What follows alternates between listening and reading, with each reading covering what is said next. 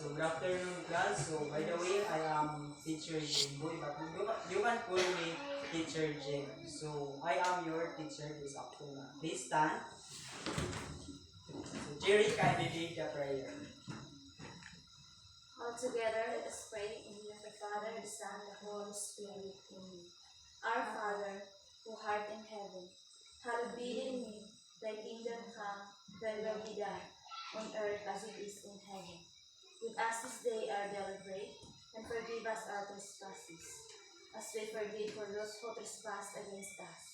And lead us to temptation, but deliver us from evil. Amen. Our Father, the Son, and the Holy Spirit. Amen. Thank you. Good afternoon class. Good afternoon, Sir Jim. Good afternoon, classmates. Good afternoon. Okay, but before you sit, please pick up some pieces of paper under your chair and arrange it properly. Oh, yeah. Okay, are you done? Yes, sir. Okay, you may now take your seat. Yes, sir. Okay, so this time class, so I will not check your attendance because the activity letter is served as your attendance. Am I right? Yes, sir. Okay, thank you. So before we proceed to our last meeting, so before we proceed to our topic for this afternoon, so I will give you an activity. So this activity, you are going to arrange the letter, the scrambled letter, to guess the correct answer.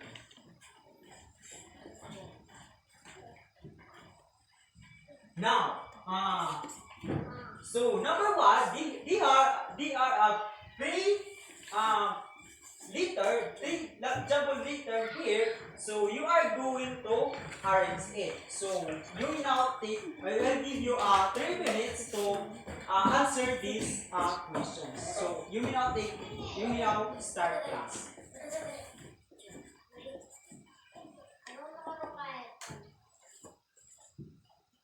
Are you done? Yes, sir. Okay. So number one, who want to answer the number one? Sir. Yes, Martin. What is the answer number one? Transparency. Okay, transparent. So the number one is correct, guys. Transparent. Yes, sir. Okay, very good. So how about the number two? Who want to answer? Yes, Jerry. Number 2, sir, is opaque. Okay, very good. The number two is opaque. And how about the last number or number three? Who want to answer? Yes. Number 3, sir, is translucent. Okay, very good. So, now based on our activity, do you have an idea in what was our topic for this afternoon? Sir? Yes. Sir, like, materials. Okay, very good. So our topic to this afternoon is all about the light and materials. So here are our objectives. So please read everyone. Please read carefully. Everyone. Identify the different kinds of materials, either transparent, translucent, opaque, and differentiate between which opaque, transparent, translucent materials and explain how they affect the particles of light. Okay, thank you. So, but at the end of the 60 minutes, so you should be able to identify the different kinds of materials, or either transparent, translucent, or opaque materials. So, the second one is you are going to differentiate the three types or three components of materials, which is transparent, translucent, and opaque materials. So, you are going to demonstrate to identify the materials. Now, before we proceed to our topic for today's meeting, so let's review first. What was our topic last meeting? Sir, Yes? our last topic yesterday is all about the characteristic of solid, liquid, and gas. Okay, thank you. So, what? Give at least an example of solid. Who want to answer? Who want to give me a example of solid? Everyone. Yes, Jerry. Like rock, sir. Okay, very good. So rocks is an example of solid. So how about the liquid? Who want to give the example of liquid? Yes, Iligan? Sir, oil. Oil. Okay, very good. So oil is an example of liquid. So oil, water, and anything that things that we kanang sa tanan ng mga butang nga kanang mo strike siya, they can call an example of liquid. So how about the gas? Yes, Martin. Like air, sir. Okay, very good. So air is an example of gas because kanang air kanang mga butang nga dili na to magunitan but they can feel it is an example of gas. Okay. So now let's discuss the light and materials. Now, who want to read the number one? Transparent. Yes, Jerry. Transparent materials transmit light, which means it allows most of the light that strikes it to pass it. Example, glass, water, or plastic bottle. So, okay, thank you, Jerry. So today's afternoon, I'm going to discuss the three components of materials, which is transparent, translucent, and opaque materials. But let's discuss first in what was the different kinds of materials that you can see or you can identify. The materials is transparent, translucent, or opaque material. So there are some materials that are located in our home or even in our field or in our classroom, in our private or public even our market or even our road in our city that you can. There are some materials that you can see. But now, I'm going to identify if the materials is really the materials below.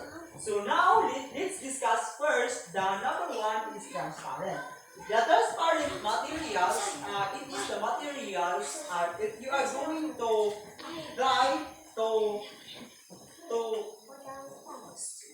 if you are going to try the strike of light, so you will notice the, for example, is a glass. So as you can see glass, here the light, or here and here the glass. So now to identify if there is materials is belong to the transparent material, you are going to strike. You are going to try to look at using the flashlight or phone. So as you can see class, the reflect or the light of the cell phone is strike because class, as you can see class, as you can see the light of the phone is strike reflect. So this by using the flashlight of the phone, you will notice that this materials is an example of transparent. So are you understood class? Okay. So now let's proceed the translucent material. So who want to read the? Okay, yes, Martin.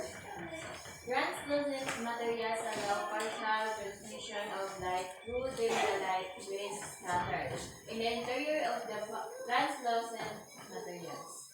Okay, class. So the translucent materials, it is allow the light to pass the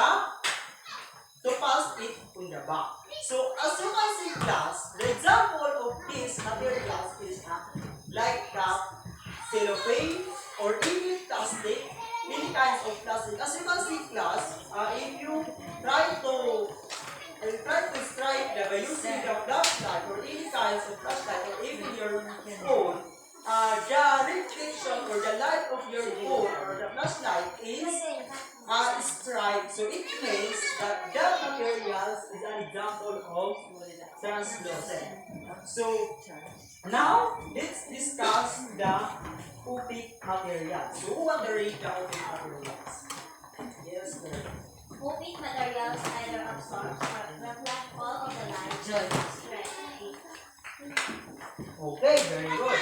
So opaque materials is they will not allow the light of materials to reflect it in the back. So as you can see, class, here are example of opaque materials by using the flashlight of our phone. So as you can see, class, I have an eraser and I have a flashlight or phone. I have a flashlight in our phone. So as you can see, class, if you try to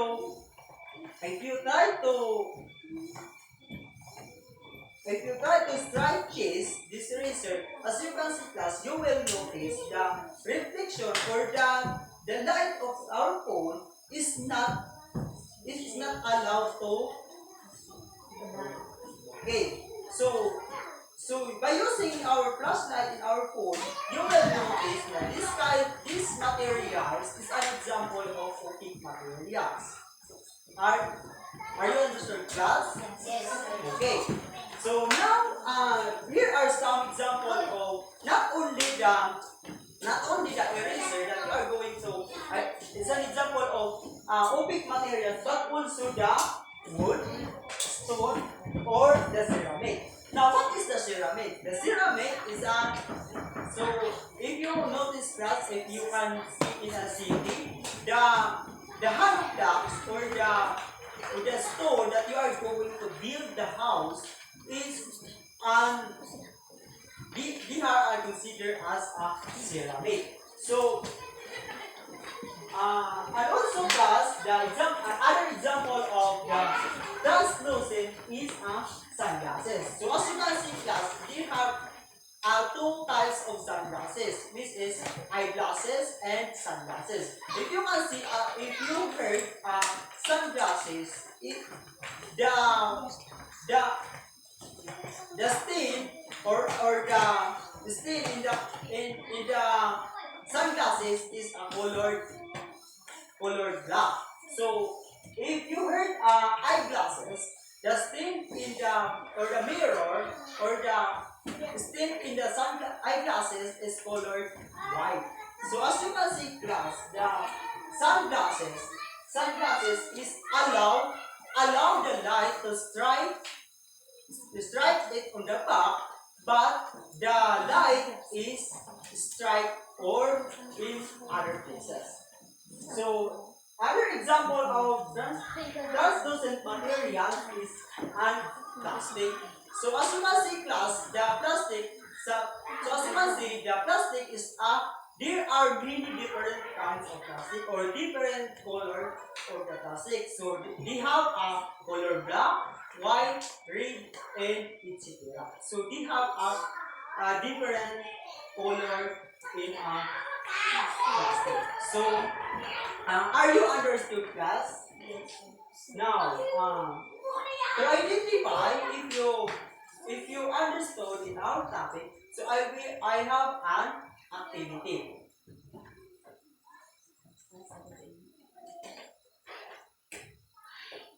So what we are going to do? So the direction match the following materials to their corresponding classification as a transparent, translucent, or opaque, and write it only the letter before the number. So you are going to identify. So here the column A. Letter A is transparent, letter B is translucent, and letter C is opaque material. So here number 1 is clear glass. You are going to identify the clear glass is where it belongs. So if your answer is transparent, and also you are going to write the letter only. You are going to write it before the number. So are you understood, class? Yes, sir. Okay. So I will give you 5 minutes to answer this activity. You will now take your start.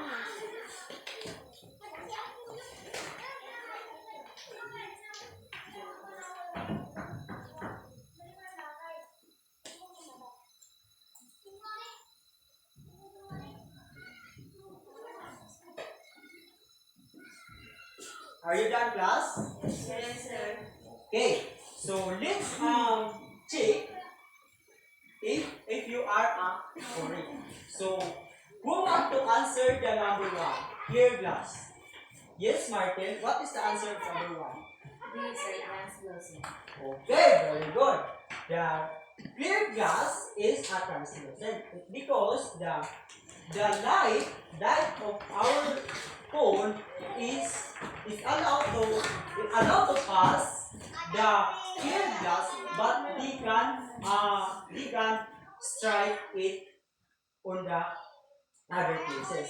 So how about the number 2? Who wants to answer? Yes, Jordan. Opaque, sir. Okay, very good. So frosted glass is an example of opaque materials. Why? The frosted glass, as you can see, the frosted glass is the reflection or the light in your phone is they will not allow to reflect it on the back. So that's why the frosted glass is an example of opaque materials. How about the number 3? Number 3 rather. Plastic wrap. Yes, Jerry. Transparent. Okay, very good. The answer of number 3 is transparent. So how about the number 2? Aluminum foil. Yes? These are transparent. Okay, very good. The aluminum foil is an example of transparent. So how about the number 3? Wax paper. Yes, Jerry. These are transparent. Okay, very good. Wax paper is an example of transparent material. So, how about the number 3? Stained glass window. Yes, Jamaica. Letter B, sir. Letter, Transparent. letter B, translucent.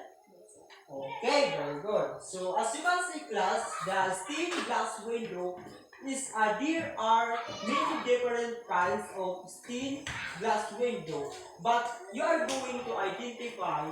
So, and also, many different kinds of stained glass window, and also they are have different color.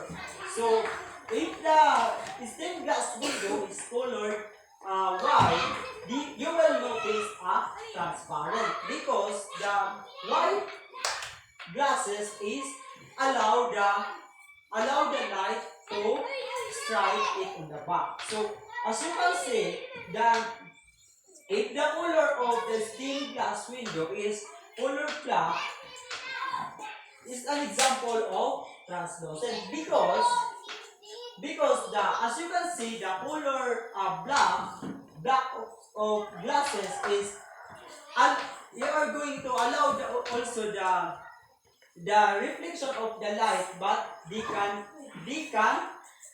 strike it in other places. So the number 6 is if your answer is letter A, because this number 6, the number 6 stained glass window is not a specific answer. So if your answer is not letter A, transparent, or your answer is letter B, translucent, is about correct.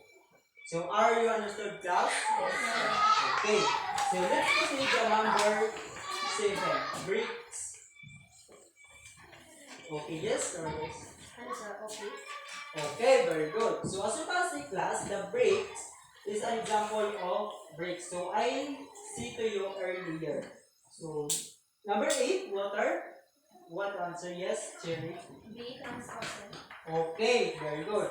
Translucent because the water is allowed to pass the light, but we will not strike it in the other places. So number 9, tinted glass. Yes, Martel. These are translucent. Okay. As you can see, class, this number 9. Number 9 is a tinted car window. So as you can see, class, that different cars. So if you will notice, if you can see the different kinds of cars, so you will notice the different kinds of color of the windows. So they have a color of black and white. So as you can see, class, the number 9 and the number 6 is same only. They did not have a specific answer. So if your answer is transparent or your answer is translucent, is about correct. So now number 10, last number. Yes, Ijele. Okay, very good. The Fujifilm mirror is a translucent. So as you can see, class, in your comfort room, so you will notice only the white glass in your comfort room because kanang mapansin nato kay dili man pwede dito butang ato kanang black nga mirror or kanang mga glass, it because kanang dili na sila mahayag or dili na makita sa kanang dili na mahayagan sa adlaw kung butangan nato og nga black nga mirror. So that's why the Fujifilm mirror is an translucent. So do you have any questions or clarifications regarding to our activity for this afternoon? Okay, very good. So to identify if you understand our topic for this afternoon, so I will group you into 3 groups. So don't worry about the materials because anything are provided. So I will group you into 3. So since you have only 6 students only, so I will group you into 3. So they have 3 groups but 2 members only. So this row is a certain group 1. This row is a group 2, and this row is a group 3. Now, what you are going to do? So you are going to explain the 3 components. You are going to explain the 3 components of materials, and also the group 1 is an translucent materials. You are going to explain what is translucent materials, and also you are going to give the answer. I give the example number. So the number group 2 is you are going to explain what is translucent materials. So since for the group 1, you are going to give the example. And then number 3, last group is you are going to explain the opaque material. And same with the 2 groups, you are going to give an example. And depending on you if you give many example or you are give only the 5 examples. So are you understood, class? Yes, sir. Okay, so I will give you 5 minutes to finish your work. Okay, you may now start.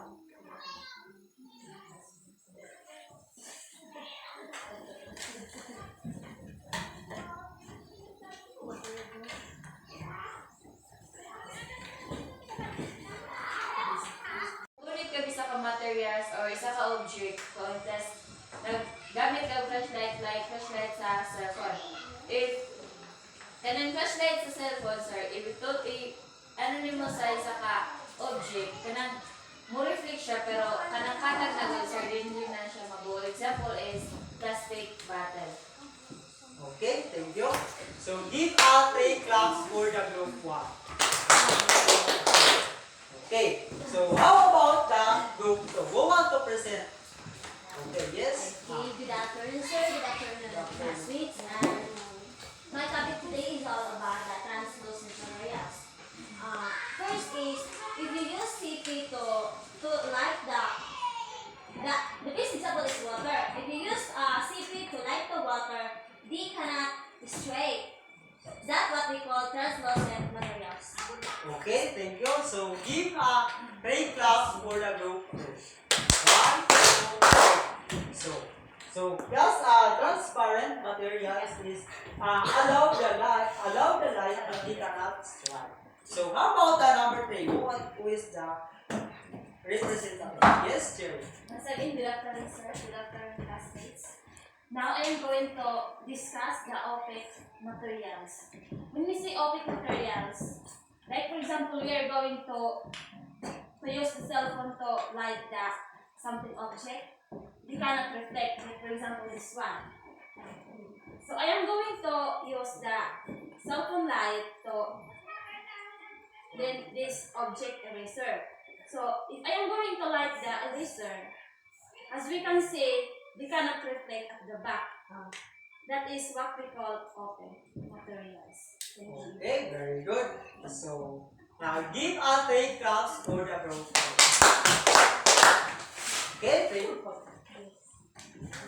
you for your participation, class. So now to identify if you are understood to our topic for this afternoon, so I call some of you to give an example of the 3 components of materials.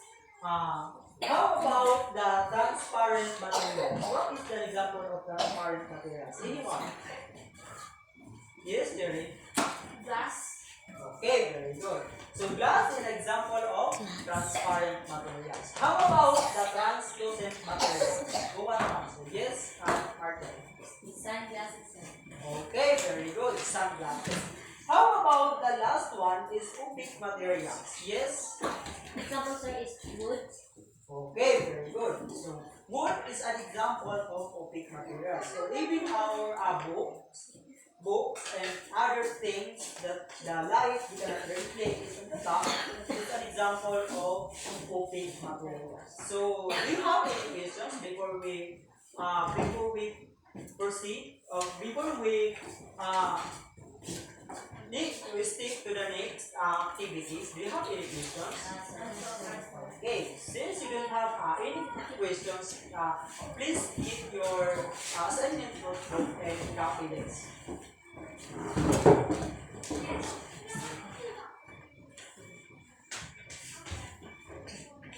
Are you done, class? Okay, so you are going to pass it. What you are going to do is give at least 5 examples of each item. So number 1 is transparent materials, translucent materials, and opaque materials. So you are going to give an example. And also you are going to present it next meeting. So are you understood, class? Yes, sir. Do you have any questions? That's so far. Okay, thank you so much, class, for your participation. Now, please stand. Goodbye, class. Goodbye and thank you, Sir Jim. Goodbye. Bye, classmates. Goodbye.